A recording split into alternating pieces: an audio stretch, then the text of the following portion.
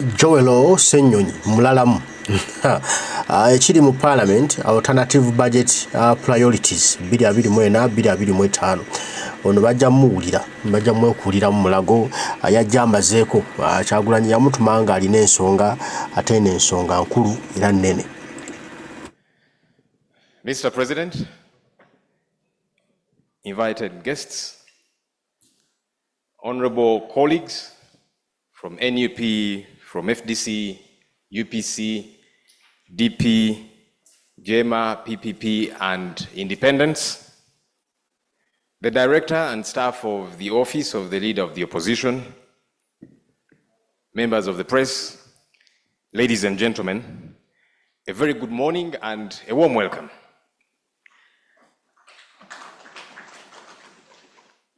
Before I go further, I just want to ensure we have learned of the news, or at least to reiterate the same. One of our comrades in the struggle, Sarah Eperu, who's been part of the Forum for Democratic Change and has been part of the leadership for a while and an activist, passed on. We learned of this very unfortunate incident. I'd like to request our colleagues to stand for a minute so we can observe a moment of silence in remembrance of Sarah Eperu.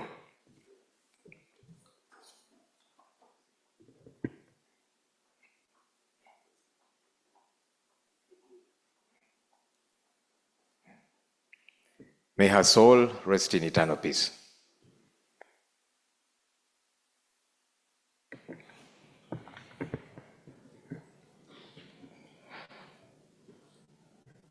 Ladies and gentlemen, as we undertake the process of preparing the budget for the financial year 2024-2025, we're deeply humbled by the profound trust bestowed upon us by the people of Uganda. Their confidence in our abilities as their elected representatives is not just a privilege, but also a solemn responsibility. We understand the weight of this trust that has been bestowed upon us by the people of Uganda, and it ought to serve as the guiding force propelling us forward in our unwavering commitment to ensure efficient service delivery by the government to the citizenry, accountability, and our steadfast stance against corruption and misuse of taxpayers' money.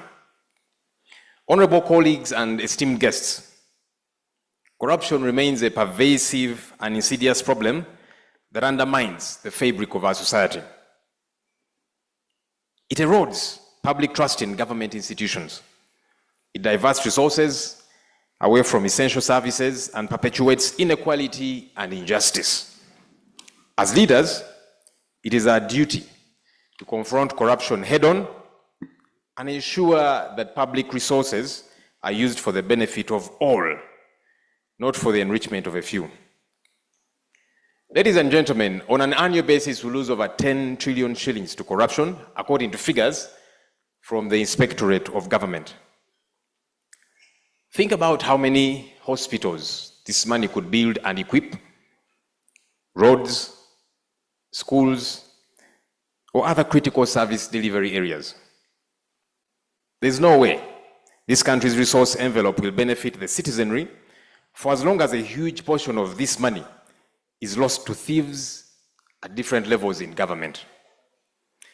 It is no wonder that government is proposing to increase taxes on certain commodities and services, which are going to further burden the population that is already not seeing adequate service delivery for the tax money that they pay currently.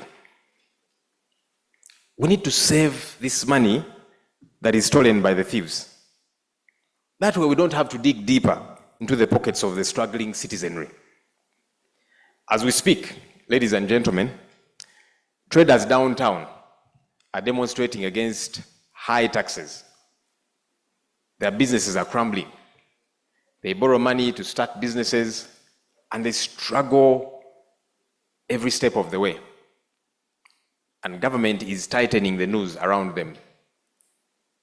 We need to listen and respond to the cries of the citizens of Uganda. And we want to join the traders and all other Ugandans that are saying it's not right for us to put a chokehold on the citizenry And yet, they struggle to see service delivery at the end of the day. And yet, they see this money that they give in taxes being stolen. And that's why the traders are saying no.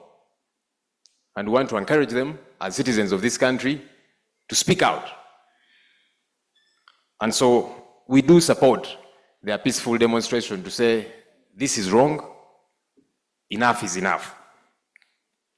Ladies and gentlemen, in line with our mandate of keeping the government in check, we pledge to relentlessly expose this corruption in whichever government entity it exists, and regardless of who is involved in this corruption. The opposition has chosen an approach to resource allocation that places human rights at its very core.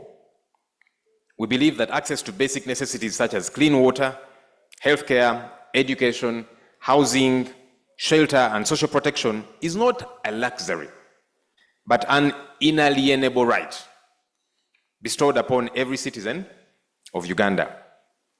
By prioritizing the allocation of resources towards these fundamental needs, we not only empower communities to withstand the trials they face, but also reaffirm our dedication to upholding the dignity of each and every Ugandan citizen.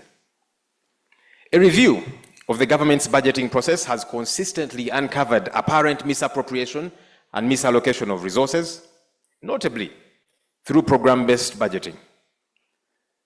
This has reaffirmed our determination to prepare the opposition budget for the fiscal year 2024-2025. This budget is more than simply a financial plan. It illustrates our commitment to strengthening communities through effective service delivery. As the opposition, we don't simply oppose. We offer alternatives. And that's what we are doing today. That's what we are here for today.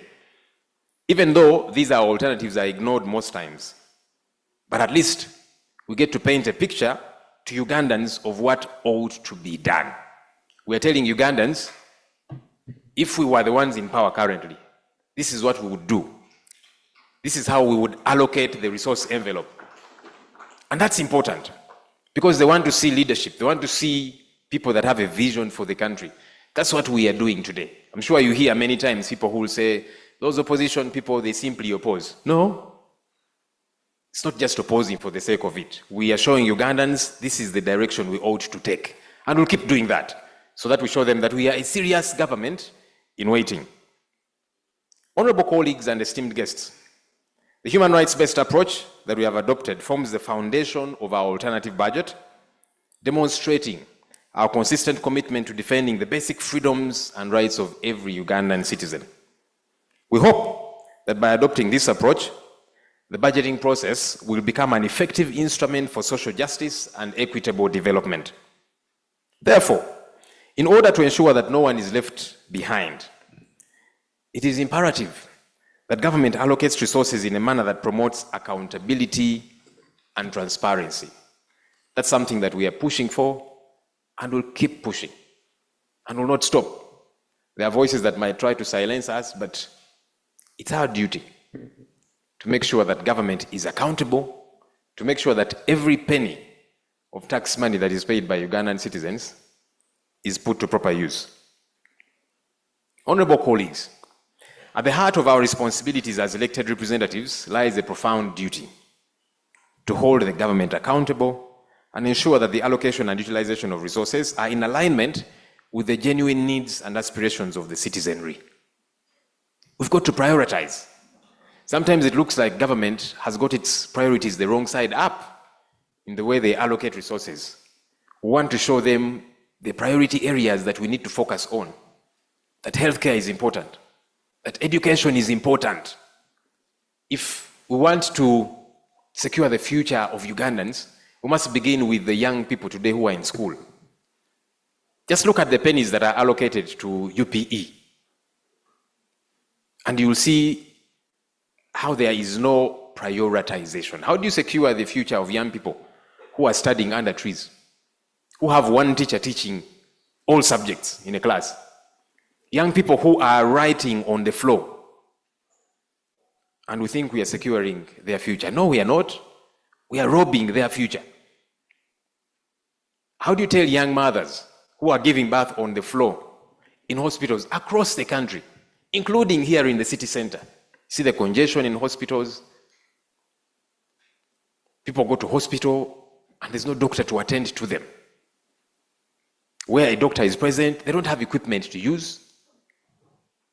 And you tell those people, those young mothers, that you're securing their future. No, you're not. We are robbing their future. And we must talk about these issues. We must bring them to the fore as the opposition and say, these must be taken care of.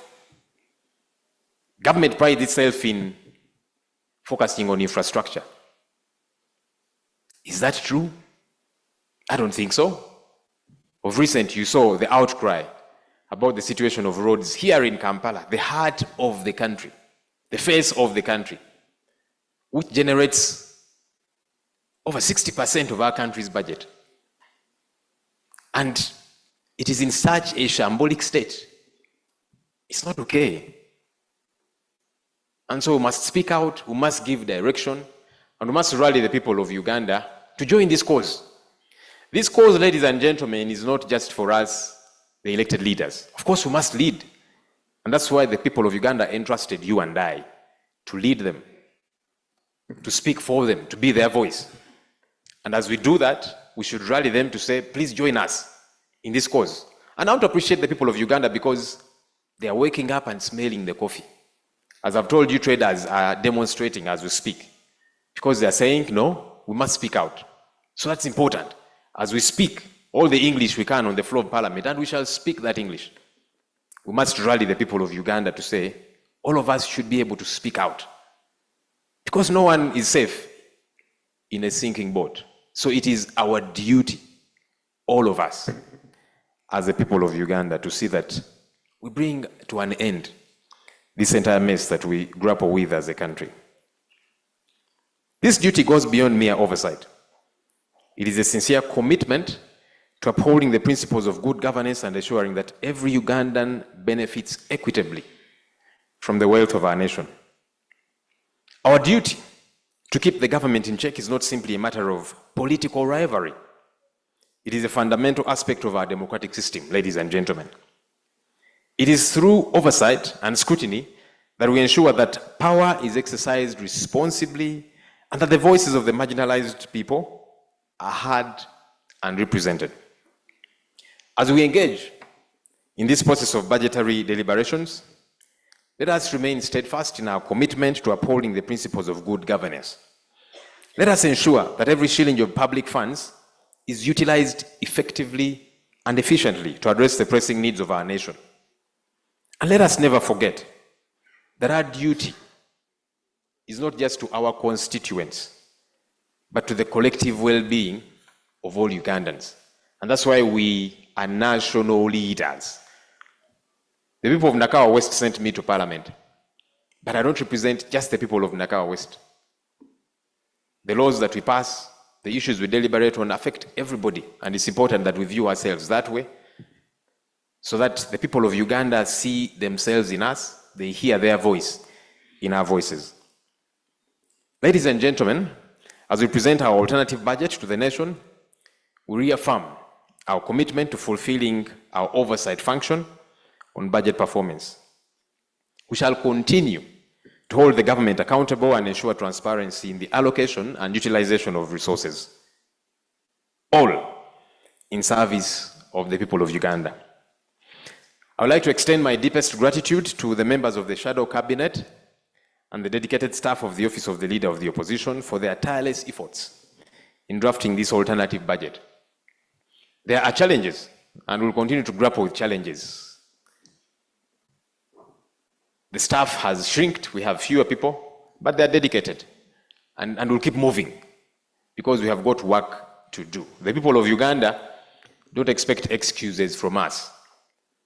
They expect us to deliver on our mandate. The expertise of this team, the Shadow Cabinet, and the staff that we do have and their commitment have been indispensable in shaping our vision for a more just and resilient Uganda. I'd like to appreciate you all for making the time to be here today. Thank you, ladies and gentlemen, for God and my country.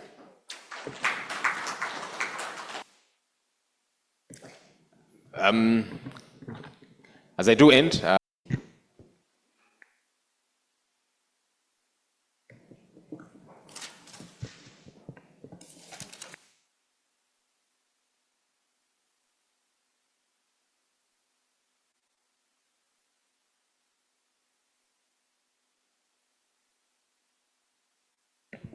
thank you, Honorable Helen. We are pretty much coming to the end.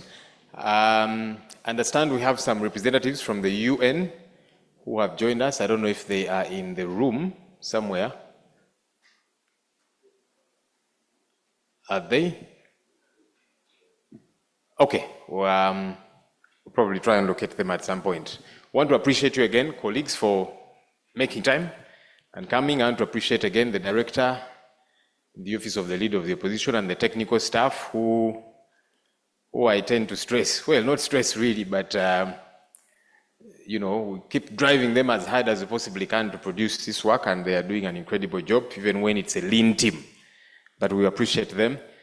I want to also again welcome the Honorable Dr. Miriam Matembe, who has just joined us. She's got numerous commitments, but she has come nonetheless. As I end, I'll invite her to say hello to us in about 2 minutes or so. As Honorable Helen has been saying, we do produce this work. Let's make good use of it. It will even help us to keep shaping the next ones. These are documents that we avail so we can interact with them. Our alternative budget priorities were captured from our alternative ministerial policy statements, which were laid in Parliament, and they were brought to your committees. I hope you have been attending these sectoral committees and interacting with these documents and so on. But again, when you get the documents, please find time and read so you can excogitate over them, and we see how we keep improving them so that the next time we have even better watertight documents. These, our opposition priority areas, we did unveil it a couple of weeks back, and we were saying, this is what we want to be focusing on: critical issues, you know, corruption, poor service delivery, human rights abuses, etc., to make sure that we execute our mandate. We unveiled this a short while ago. There's another small document that we have availed to us. Herein is our budget speech. It's a summarized version of our breakdown of the alternatives, what we think needs to be focused on. So we have captured it in this document. And finally, this big, fairly big, not too big, booklet here is what has our alternative budget priorities for the different dockets. So you'll find herein what we are proposing should go to healthcare, what we are proposing should go to education, to infrastructure, to all the service delivery areas. And we are showing you where the money can be gotten from. Honorable Ssenyonyi has very ably, and I want to appreciate him, made his presentation to show the wastages, to show the corruption and so on. So when we are telling government that you are allocating so little to healthcare, we are telling them this is what ought to be allocated there. This is what ought to be allocated to the different dockets. And we are also pointing out where the money can come from. Because normally, when we say allocate more to healthcare, allocate more to education, infrastructure, and so on, they say, but you see, we are a poor country. We don't have the resources. So we in the opposition are saying, we do have the resources. Let's cut down on the wastage that we have been showing you. Let's stamp out corruption. We shall have the resources to deliver services to the people of Uganda. And so, ladies and gentlemen, I take the pleasure to launch this booklet, which has got our alternative budget priorities. Our hope is that, yes, the good, amazing ideas in this booklet will be picked for the benefit of the people of Uganda. I thank you. Allow me now to invite Lop Joelo Ssenyonyi tweyanzege ebigambo abitugambye bulungi ndowooza obitegedde bya alternative budget gye tuli singa gavumenti ya Kyagulanyi ebadde mu ntebe gye yandibadde ekozesa n'engeri yandibadde ekwatamu ensonga. Awo nno we tuli gwe mulamu omukulu kulwanirira ddembe ly'abuntu, kulaba nti omusolo gwego ogugwanidde ogusabibwa bannansi so si guduumuula bannansi ne balemerwa n'okulemerwa bizinesi okubaako kye bakola. Ekirala okulaba nti Uganda yaffe tugiteeka mu kisa wegwanidde okubeera ng'ensimbi ezibudgeting bw'okukola ebintu ziteekebwamu ebintu ddala ebigwanidde nguudo, masomero, malwaliro ebikwata ku bulamu bw'omuntu wa bulijjo oyo omuwi w'omusolo mwana yinki. So budget bwetyo bwetambudde tweyanziza tweyanzeege. Mbaagala nnyo mwena abaliko mwebali kubaako Omukama Katonda nsaba bankuumire tujja kuba tuddamu ebigambo okubigamba bana bakkiriza Luganda Mugereka bataayi mweraba.